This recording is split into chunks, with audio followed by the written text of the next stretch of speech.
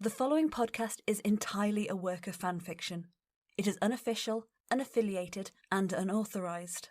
Neither the podcast nor any individual involved in its production is now, nor has ever been, in any way associated with HBO, Game of Thrones, George R.R. Martin, or the Song of Ice and Fire book series. The podcast was, is now, and shall always be entirely without profit. Neither the podcast directly, nor its makers indirectly, generate or receive any form of revenue or financial restitution that might otherwise accrue to the rightful copyright holders. The following podcast is entirely a work of fanfiction. We hope you enjoy it. The survivors of the longest night stand somberly beneath the walls of Winterfell. Before them, the bodies of the fallen have been respectfully arranged upon broad wooden pyres. Missandei stands transfixed beside Sam, unable to avert her eyes from the collar of his overcoat. Some considerate soul has pulled the collar up to disguise Sam's mortal wound, but Missandei knows it's there. Feeling her composure slipping, Missandei walks away quickly, pointedly finding a place in the crowd, well away from Grey Worm. Jaime places a consoling hand upon young Podrick's shoulder as the squire struggles to restrain his grief over the body of Brienne. Sansa removes the silver brooch of a direwolf's head from her coat and places it in Theon's folded hands. As the mourners return to the crowd assembled beneath Winterfell's walls, Sansa gives the nod and the pyres are put to the torch. The last snow of winter begins to melt away beneath the blaze. Daenerys steps forward, her raw and weeping palms heavily bandaged. My friends, the sun rose this morning on a day of mourning for all of us. But that it rose at all is a blessing for which these brave men and women deserve our eternal gratitude. They gave their lives defending this world from the endless night that threatened to consume it. Yet even in death, their victory knows no end, as the memory of their sacrifice will stand forever against the darkness, like 1,000 beacons burning at once. Daenerys looks to Sansa, smiling sadly. Jon Snow once shared with me the traditional words spoken by the Night's Watch upon a brother's passing, and I don't think there's any better epitaph for our own brothers and sisters here today. They were the sword in the darkness, the watcher on the walls, the shield that guarded the realms of men, and we shall never see their like again. Daenerys takes a second to compose herself. She looks to Missandei for support, but Missandei quickly averts her eyes. Daenerys skips her gaze over Tyrion and settles on Jorah. He gives her a small nod of encouragement. Jon Snow should be here to deliver those words himself.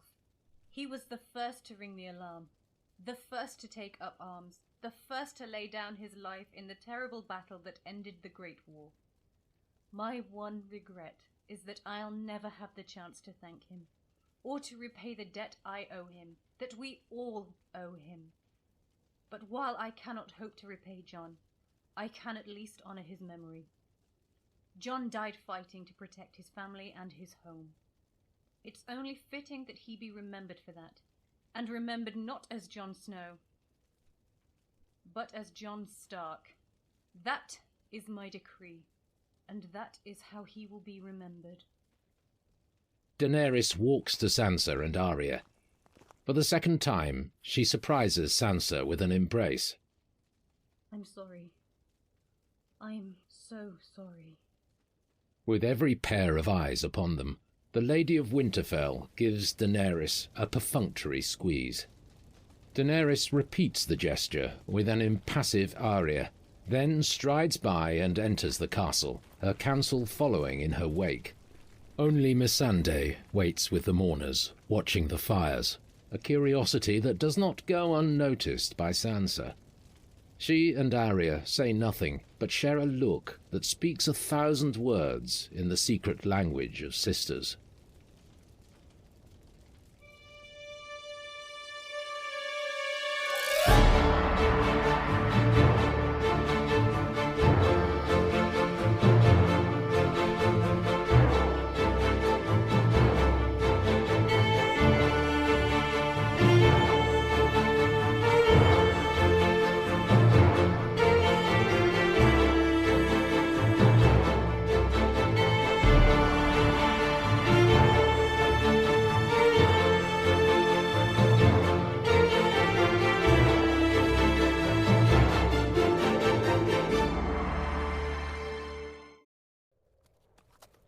Varys cuts a lonely figure on the road from White Harbour.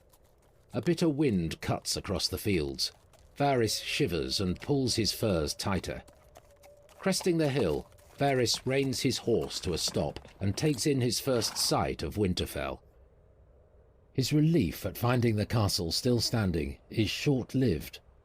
He follows the score of grey-black columns rising from the fields to the dense canopy of smoke settled over the scene.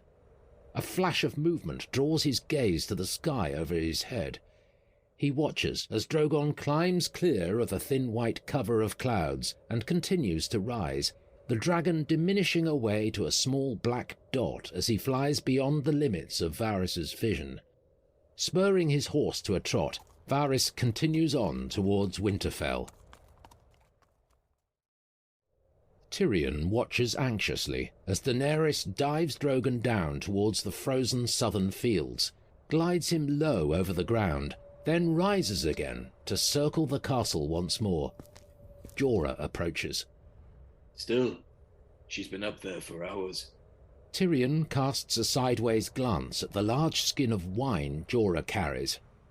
I suppose we all grieve in our own way. Spotting Varys approaching the gates of Winterfell, Tyrion descends to the yard to meet him. Varys climbs down from his horse and hands the reins to the groom. He finds Tyrion waiting for him in the yard. You survived, I see. I did. Many more weren't so fortunate. Tyrion's gaze follows Varys's own, away to the north, and the thick black plumes of smoke rising from the field of funeral pyres. Where are the others? Camped halfway to White Harbour, under the watchful eye of Yara Greyjoy and the Ironborn. Her Grace sent word that I was expected back at Winterfell, alone.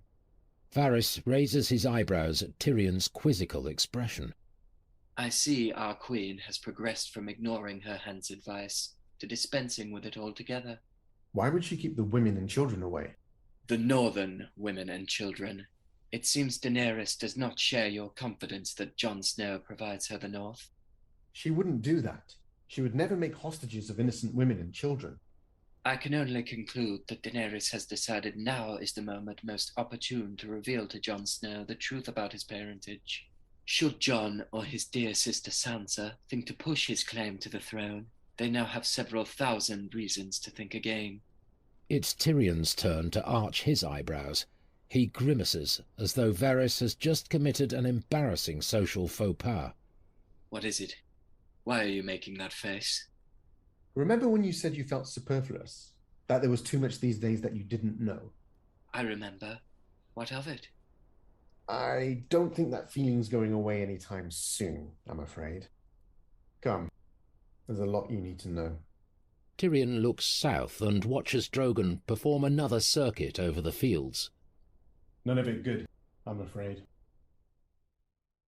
Grey Worm sits on his narrow cot, identical in every way to the several hundred cots of its kind arranged in 2 long rows along the length of the tent. Less than 200 of these several hundred are still in use, the occupants of the others lost in the longest night.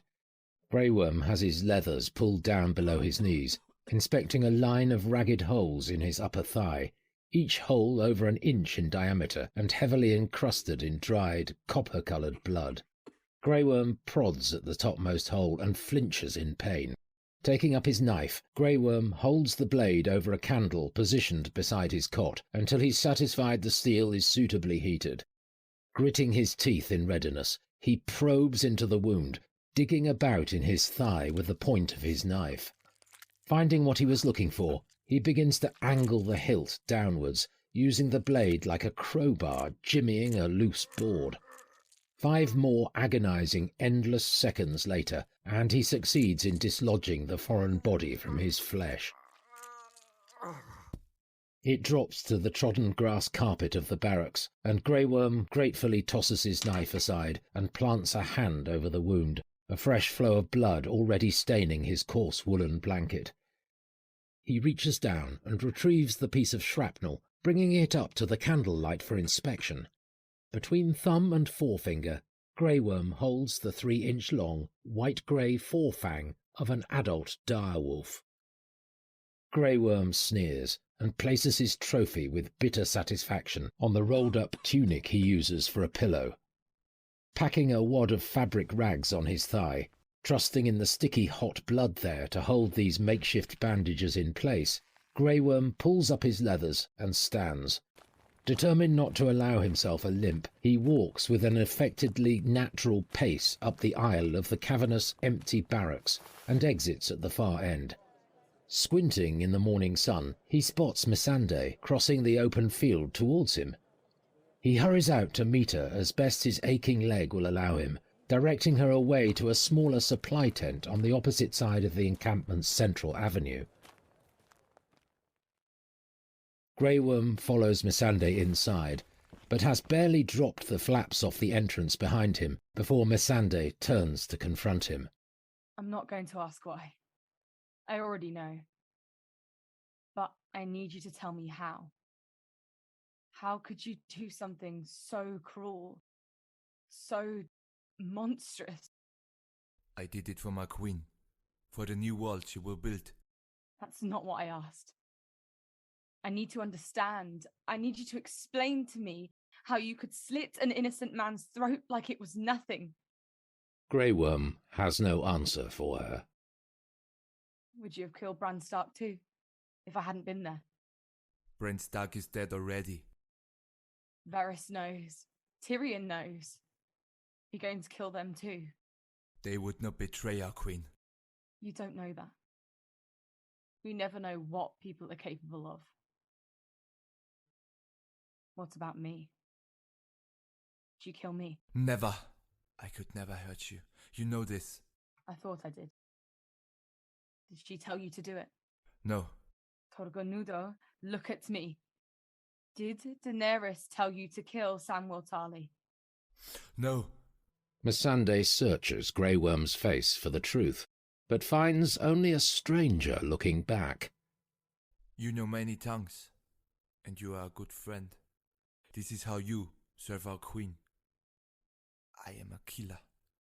All my life I am a killer. This is how I serve our queen. That is how I could do it. Missandei goes to him, takes his hands in hers. I don't believe that. That's what the Masters tried to make you. They tried to take away your compassion and your conscience. All the things that make you more than just a killer. They tried to train out of you. I brought you back from that. This brought you back from that. Missandei strokes his cheek, rests her forehead against his. It appears for a second as though the breach has been repaired. Then Grey Worm speaks. One day I will be able to put down my shield and my spear and be something else. I will go wherever Missandei of Nas goes, and there will be whatever she wants me to be. But not until our queen has her throne. Until then, I can only be what she needs me to be. Missandei lets go of Grey Worm's hand and takes a deliberate step away from him. I hope when that day comes it will all be worth it. For both of you. She flees the tent, leaving Grey Worm alone. His mouth forms the shape to speak her name, but then he stops himself and lets the sound die on his lips instead. The line of small folk waiting to enter the capital stretches for more than a mile up the King's Road. Those richer in coin travel by horse, all their worldly goods hauled behind them in wooden wagons, but such luxury is rare among the displaced. Most have little choice but to carry what few possessions they have under their own efforts, while many along the road bear nothing at all but the clothes on their back. The gold cloaks of the city watch do their best to maintain order, watching the line and controlling the slow trickle through the city gates. On the battlements of the Red Keep, Cersei holds a spyglass to her eye and observes the tide of refugees at her gates. Qyburn and the commander of the city guard stand by her side, while Euron lounges on the parapet, eating a bowl of cherries and spitting the pits over the wall. There's no work to be had, so most of them end up begging or thieving. My men are making hundreds of arrests every day. The cells are overflowing. Give them the choice. Swing a sword for your queen, or pay in full for your crime. Castration for the rapers, both hands for the thieves, death for the murderers. Euron notices the look of circumspection on Cersei's face. What? Given the tensions of the moment, perhaps a more measured response would be best. See? The little grey rat agrees with me. These people need a firm hand, but there's no need to be brutal about it. As Cersei watches through the spyglass, a shoving match breaks out between two dirty and dishevelled men. The first man pulls a knife and stabs the second dead. 100 desperate souls descend like locusts upon the dead man's cart, picking it clean in seconds. The man with the knife is cut down by one gold cloak, while another gold cloak chases a fleeing scavenger to ground and runs her through with his spear. They're coming from every corner of the country, Your Grace. With so many of the great houses in disarray, law and order has broken down throughout the Seven Kingdoms. Dawn has descended into civil war, a dozen factions vying to fill the vacuum of power left by the Martells. Brigands roam the riverlands, burning and pillaging with impunity. Lyseni pirates have seized control of our trade routes with the Arbor. And if rumour is to be believed, a band of Volantene sellswords has seized Griffin's Roost and plans to march on Storm's End next. What could these people possibly expect to find here? Safety behind our walls, food from our stores. Cersei sighs and hands the spyglass back to Qyburn. If they want food, they can join my army and earn it. If they want to hide behind my walls, they can pay for it. Levy an entry tax at the gates. 20 silvers. That should deter the truly desperate. Very wise, Your Grace. Tyrion and Varys sit on the steps leading to the Lord's table, just as they did the night Daenerys revealed to them the truth about Jon. And she won't discuss what they found, or how precisely Jon Snow met his end. Only that White Walkers were involved, and that she was helpless to save him. Varys sits in quiet contemplation. Tyrion tries his best to be patient, but finds his stores quickly exhausted. You're not handsome enough to pull off brooding contemplation. Tell me what you're thinking. You already know. You think she had something to do with Jon Snow's death? You're too smart to not have at least considered the possibility. It's our job to consider all possibilities. Then it won't have escaped your notice how conveniently his death simplifies our queen's path to power. Not only does it reinstate her as heiress Targaryen's heir, but a dead Jon Snow provides her a martyr around which she can invigorate northern support for her campaign. Jon Snow's death benefits her, certainly, but it also cost her. She's lost the man she loved. What's a few months of loving a man beside a dynasty that stood for 300 years? One marriage, one engagement, and 2 paramours, each bringing her another step closer to realizing her destiny and reclaiming her father's throne. Clearly, our queen views sex and politics as complementary bedfellows, so to speak. She was sold into one marriage and reluctantly accepted the other to keep the peace in Marine. And taking one man to bed to ensure his loyalty in no way equates with killing another to ensure his. Say for argument's sake she did kill Jon Snow, or at least bring about his death in some way. She didn't. For argument's sake, if she did, would you continue to follow her? For argument's sake, you only need to look at the history of Westeros to see what happens when 2 Targaryens lay claim to the throne. The entire country would burn. So, if one man's death, however wrong, could prevent the deaths of thousands more... Please, don't forget to whom you're speaking. I made a career of rationalizing and relativizing. It's the only way to survive at court as long as I did. Mad kings, absent kings, cruel and vicious kings. But she was supposed to be different. She was supposed to be better. What good is breaking the wheel if what replaces it is just as awful? What happens to the next good man that stands in the way of what she wants? What if the next time it's not 1 man, but 10, or 1,000, or an entire city of men? What if it's you or I? Daenerys is not her father. Astapor, Yunkai, Meereen, every city she has taken, she could have burnt to ashes. But she didn't. When I counselled her against a direct assault against King's Landing, she listened. She listened, but against her first instincts, which were to march her armies and ride her dragons and sack the capital. Consequences and casualties be damned. She's a liberator, not a conqueror. I believe that. I need to believe that. I need to believe that, or all of this has been a mistake. Joining her cause in Meereen was a mistake. Following her across the narrow sea was a mistake. Choosing her over Jon Snow was a mistake. We don't know what happened beyond the wall, and we never will. Jon Snow is dead. Our choice died with him. Ghost pads restlessly back and forth through the yard, stopping every few lengths to howl forlornly. The horses in Winterfell's stables whinny and snort in their corral, unable to settle with an agitated direwolf so close by. Arya enters the yard and approaches the exasperated groom, trying in vain to pacify Ghost with a thick cut of chicken. I don't know what to do, my lady. He won't take food, he won't take water. He's got the horses spooked good and proper. Ghost. Ghost stops his pacing and regards Arya. Come on, I know what you need.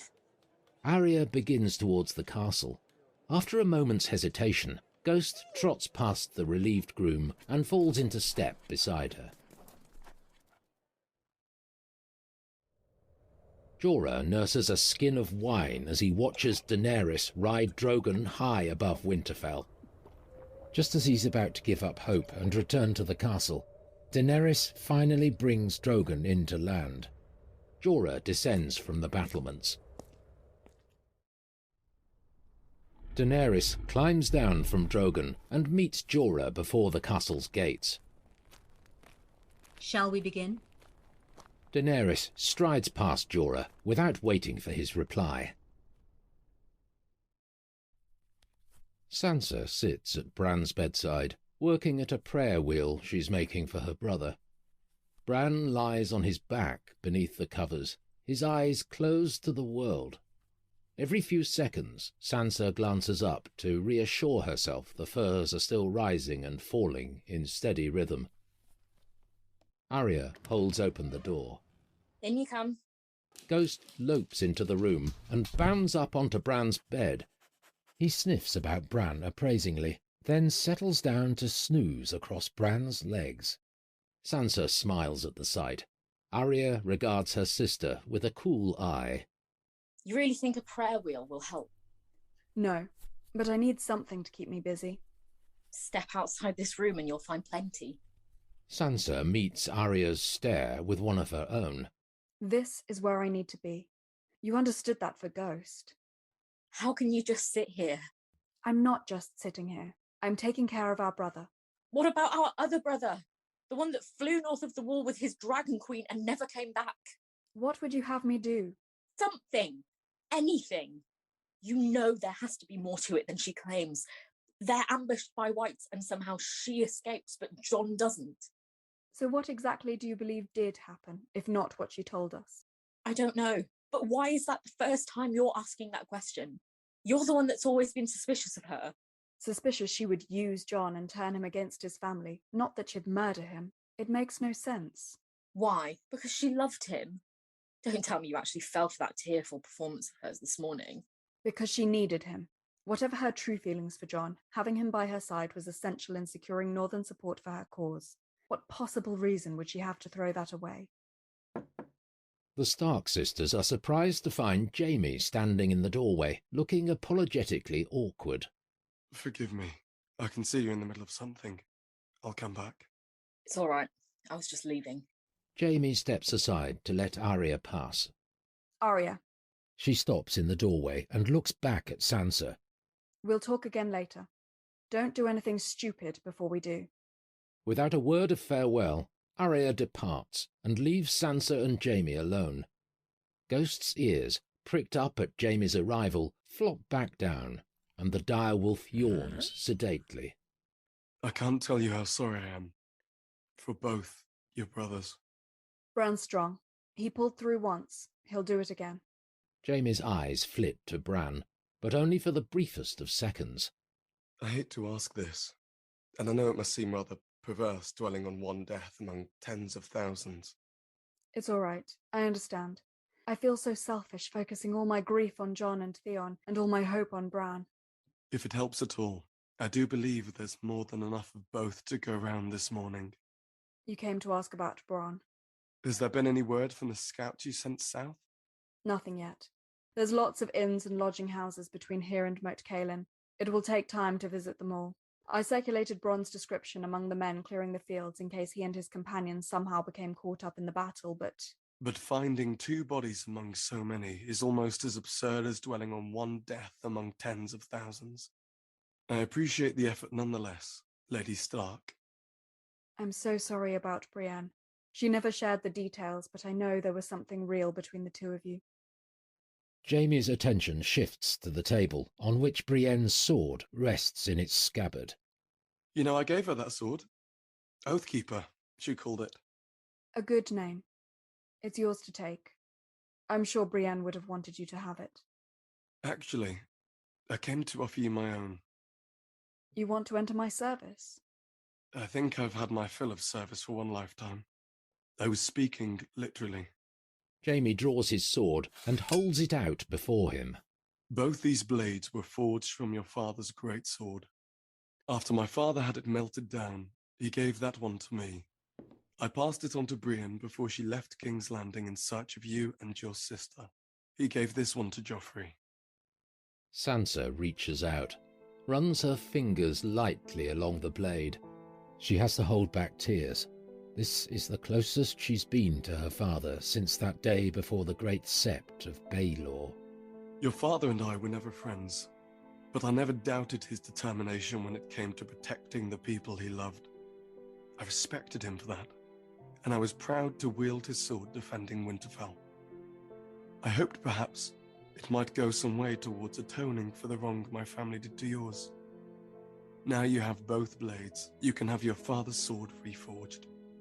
Sansa begins the reach for ice, but stops, her hand hovering over the hilt. She searches Jaime's face for a moment, then lowers her hand. Sansa takes one last look at ice, then turns away and returns to Bran's bedside. Wherever Bron is, I'll see to it that he pays for what he did. You have my word. But if it's vengeance you're looking for, why waste time searching for the marionette when the person that pulled the strings is still exactly where you left her?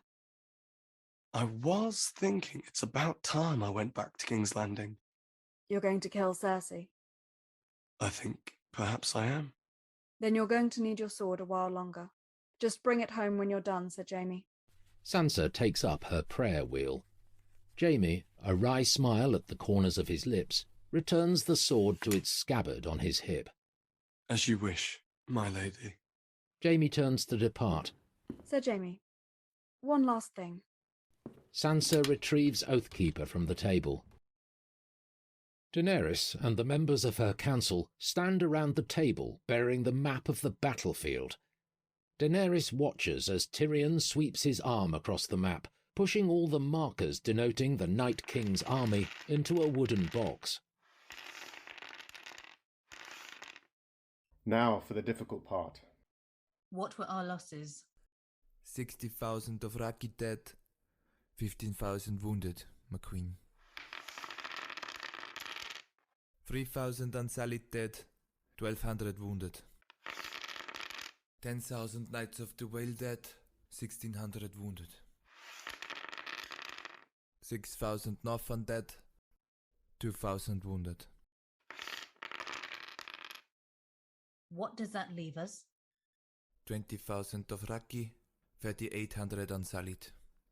And the Northmen, the free folk? Perhaps 2,000 Northmen remain of the 10,000 that took the field. The free folk, too few to make a count worthwhile. Gods, it will take the North generations to recover. The North has no monopoly on grief, Lord Varys. We have all experienced great loss of late. As you say, Your Grace. How quickly can we reach King's Landing? Tyrion and Varys exchange a look of concern. 2 weeks by land, 2 days by sea. There's no choice to be made then. Your Grace, we've spoken about this. If you would have the people love you, then they must know you as a liberator, not a conqueror. I would have them know me as their queen, and that cannot happen so long as Cersei sits on my throne. Let's give our wounded time to heal at least. If, after a few weeks, you're still determined to strike King's Landing... Those strong enough to march come with us to White Harbour. Those that aren't we leave behind. I mean to be on the road by sunrise. Your Grace, please, I beg you to reconsider. The country is almost starving. Wait just a little longer and the people will rise up and overthrow Cersei for you. As your hand, I simply cannot... Enough, Tyrion! I have had enough. When I arrived in Westeros, I had 3 dragons. I heeded your counsel and turned away from King's Landing, and now I only have 1. I had an army. Now I have this. Daenerys waves a disdainful hand at the miserly collection of markers still on the table. I try my best to recall the reasons I appointed you my hand. I really do. And of the very few that I can still remember, your keen mind for military strategy must surely be the most misguided. I will not hear another word from you on what is and is not becoming of a queen. I will take my crown now, and both you and the people can make of my methods whatever you care to. Am I understood? Tyrion hangs his head like a scolded schoolboy. Daenerys takes his silence as agreement and allows herself a composing breath.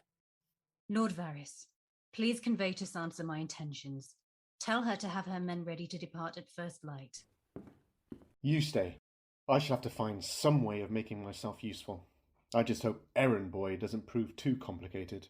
Tyrion shares a quick, loaded look with Varys and departs for Sansa's chambers. Sir Jorah, you shall have command. Thank you, Your Grace. I'm afraid my first report is not one you'll like. Go on. Euron Greyjoy's surprise attack hurt us badly. Our fleet is barely a quarter the size it once was. So is our army, so that's worked out nicely. Daenerys shoots him a glare cold enough to freeze the summer sea. Varys lowers his head in apology. A poor joke, Your Grace. Forgive me. Even accounting for our diminished numbers, if we mean to sail to King's Landing, we're going to need more ships. I had a couple of thoughts on that. The Queen and her council turn to discover Davos standing solicitously in the doorway. The flagship of the Golden Company leads 200 ships of the Iron Fleet through the waters of the Narrow Sea. Every ship is at full sail, every deck packed with soldiers. 6 ships hold fewer than the others, the extra room required to accommodate the adult elephant each carries. In the cabin of the flagship, Harry Strickland sits behind his desk. Feet up, hands behind his head, Harry is completely at ease with the world and his place in it. His paymaster, Gorys Edorian, sits across from him, glasses at the end of his nose, making marks in an enormous ledger open before him. Do you know, Gorys, what they say about the Lannisters? They say the Lannisters sit on as much gold at Castle Rock as exists in the whole rest of the world. Nah. You don't believe it? You served 10 years as paymaster before me. Have you ever known a rich man to have as much as he boasted, or a begging man as little as he claimed? Gilo Regan of the Long Lances had it from Brown Ben Plum that our contract with Cersei Lannister is paid for with borrowed coin. Plum's men on the Bravos docks spied an agent of the Iron Bank boarding a ship bound for King's Landing. Ben Plum is a twice-damned liar. If you listen to Plum, he has the blood of Targaryen kings in him. Which one? What? Which Targaryen king? I don't know, Gorys. One of the A ones. Anus or Anus. Or maybe one of the heiresses. Who can keep all those sister fuckers straight? You've grown cynical in your old age, that's your problem. No wonder left in you. The world's full of extraordinary things, Gorys. And once we've settled Cersei Lannister's little war for her, I plan on buying myself more than a few of them. Come. Sir, there's something you should see. Harry gets to his feet, grabs his sword belt from its peg, and follows his first mate from the cabin. Gorys trails behind, his ledger tucked protectively under one arm.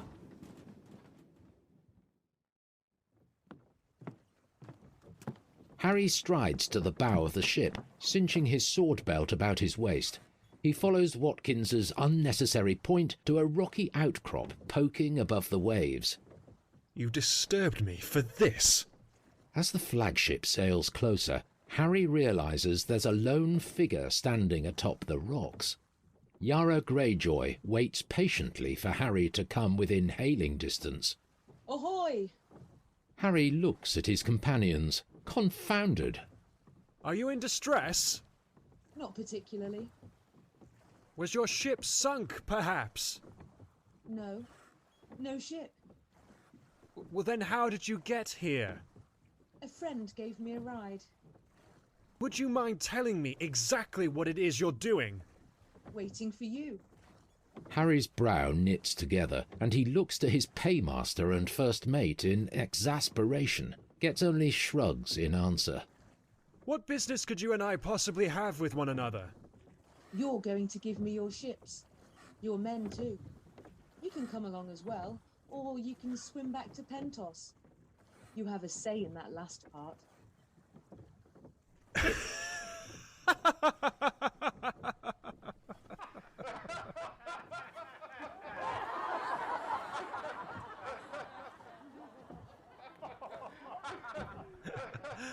I have 200 ships carrying 12,000 infantry, 6,000 cavalry and their horses, 3,000 archers, and 6 fully grown elephants. Thanks for reminding me. I almost forgot the elephants. I'll be taking those too. I wasn't providing you an infantry. I was making it plain that there's no godly reason why a man so equipped would hand everything over to a single madwoman, stranded all alone on a pile of rocks in the middle of the narrow sea. Opinions differ on whether or not I'm mad, but alone, I certainly am not. From high in the sky, a black mark against the sun begins to grow until its identity becomes undeniable, even to Harry Strickland's disbelieving eyes. Those eyes, shaded with a hand against the sun's glare, grow large as apples at what he sees. Dragon! Drogon dive bombs towards the flagship. The terrified crew scurry every which way, those with the coolest heads throwing themselves overboard into the liquid sanctuary of the sea. Daenerys glowers down from Drogon's back. Dracarys.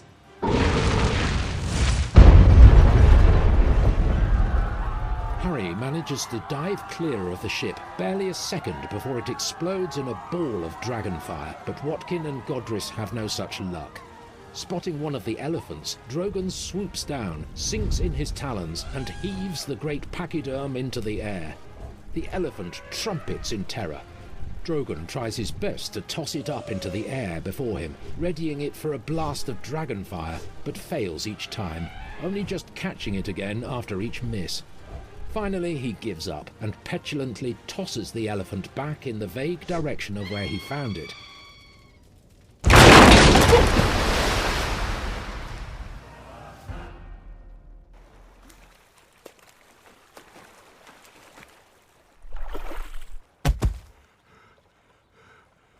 Harry opens his eyes to discover Yara leaning over him, a patient smile on her face.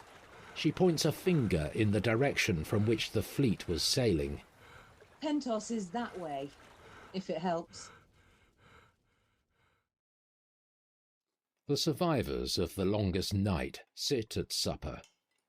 Despite their number, the room is almost silent, the funereal mood unbroken since the morning's grim service.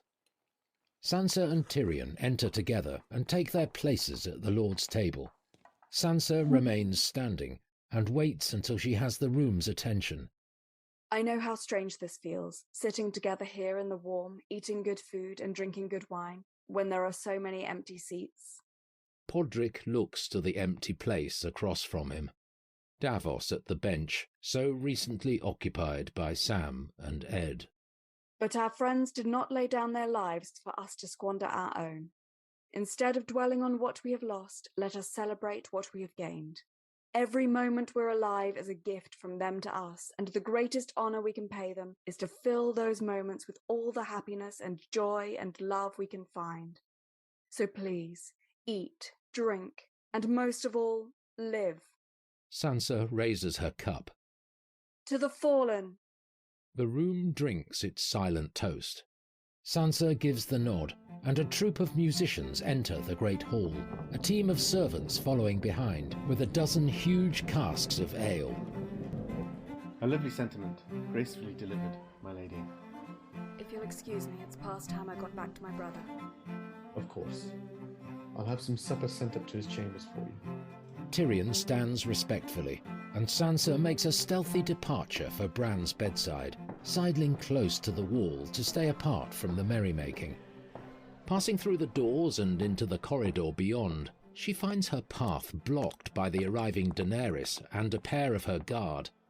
Daenerys looks past Sansa into the great hall. What is this? Nobody here thought they'd live through the night. They deserve some kind of relief, however bittersweet. I sent Tyrion to speak with you hours ago. Did he not inform you of my instructions? He informed me about a great many things. Then you know fine well that we leave for White Harbour at dawn. How do you expect them to march when they're too drunk to stand?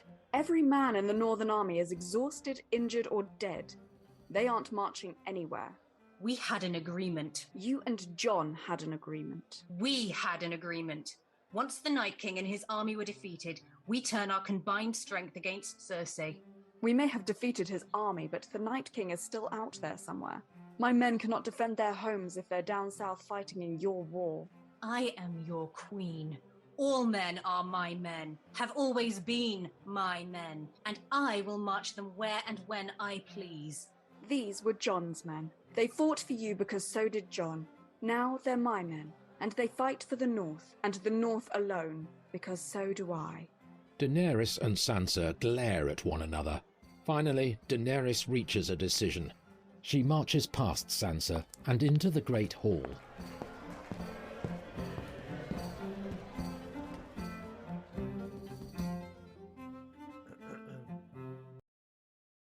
All eyes turn to Daenerys as she takes in the room. She walks slowly and deliberately between the tables.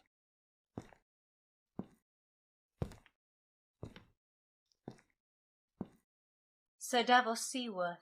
Your Grace. You have a gift for speaking plainly.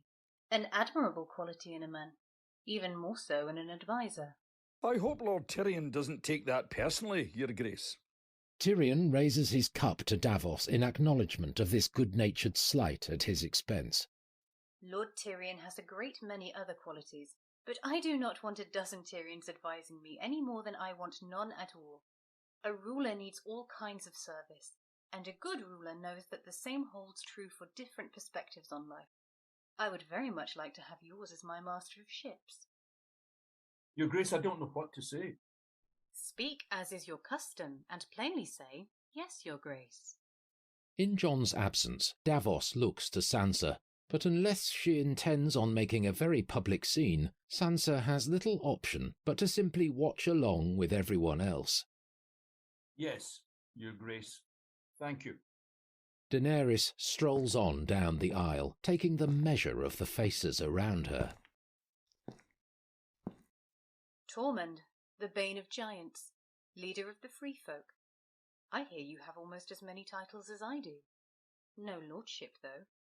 We don't have much time for lords and ladies north of the wall. Well, you're in the Seven Kingdoms now, and you've served them well, and so have your people. You deserve a reward. Have you heard of Brandon's gift? No.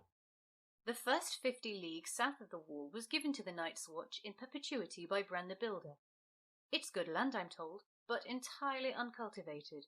It could be a home to the free folk, a future for your children. We don't farm, and we don't kneel. You'll find farming a lot more dependable than hunting or foraging for food, especially in the winter months. And if you can learn that, I'm sure, in time, you can learn the other. Tormund holds Daenerys' gaze. Finally his face softens, and he raises his cup to Daenerys. To warm beds and full bellies. Daenerys nods and continues on. She rounds the end of one row of tables and walks on down the next. Gendry, isn't it? Yes, Your Grace. Robert Baratheon's bastard. One of them, Your Grace. Are any of the others here now? Not that I'm aware of, Your Grace. Although I wouldn't like to swear to it. How fortunate for you, then. My advisers reliably inform me that several of my kingdoms are currently without a lord, the Stormlands among them. Given that Robert and both his brothers are dead, and left behind no legitimate heirs, and none of the illegitimate are here to object, it seems to me your claim stands unchallenged. I didn't make a claim. I'm a bastard, not a Baratheon. You were a bastard. Now you're Gendry Baratheon, Lord of Storm's End, and Lord Paramount of the Stormlands. Gendry doesn't know what to say. Beric stands and raises his cup. To Gendry Baratheon. Daenerys crosses to the Lord's table and takes up Sansa's wine cup from its place. She raises it aloft. To Gendry Baratheon, Lord of the Stormlands. To Davos Seaworth, Master of Ships. To Tormund Giantsbane, Lord of the Gift.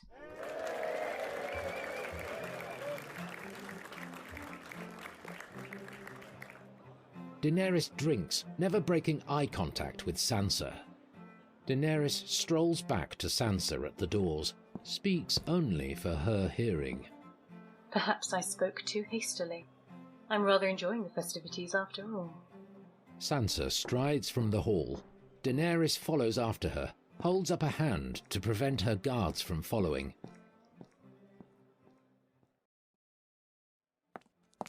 How dare you turn and walk away from me? Yara Greyjoy sails for White Harbour with my new fleet. We march to meet her at dawn. The North will march with us. If your soldiers won't fight for me, I will see to it that your women and children do. They're already halfway to White Harbour after all. Sansa turns back, the momentary shock on her face dissolving into a look of grim satisfaction at having all her suspicions confirmed.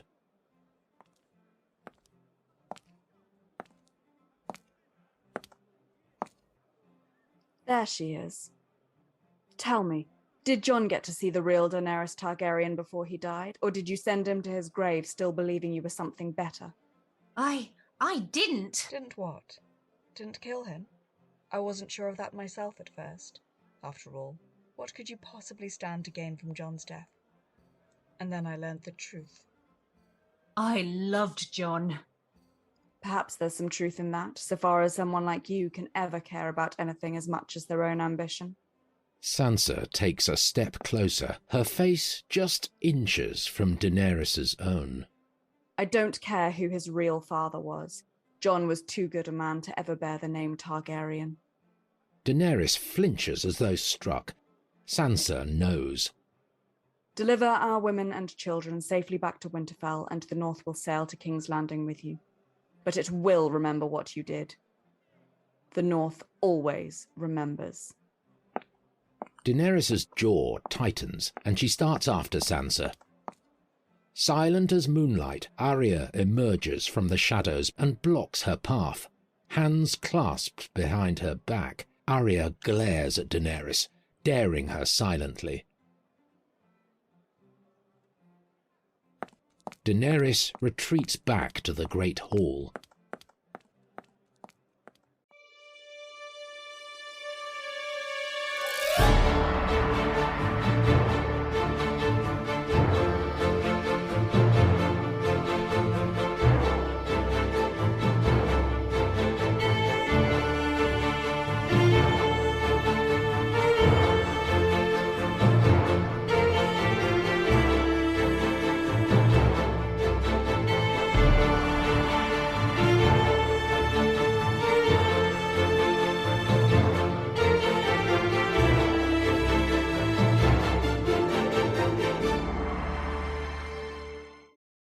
The preceding podcast was entirely a work of fanfiction. It was unofficial, unaffiliated, and unauthorised. Neither the podcast nor any individual involved in its production is now, nor has ever been, in any way associated with HBO, Game of Thrones, George R.R. Martin, or the Song of Ice and Fire book series. The podcast was, is now, and shall always be, entirely without profit. Neither the podcast directly, nor its makers indirectly, generate or receive any form of revenue or financial restitution that might otherwise accrue to the rightful copyright holders. The preceding podcast was entirely a work of fan fiction. We hope you enjoyed it.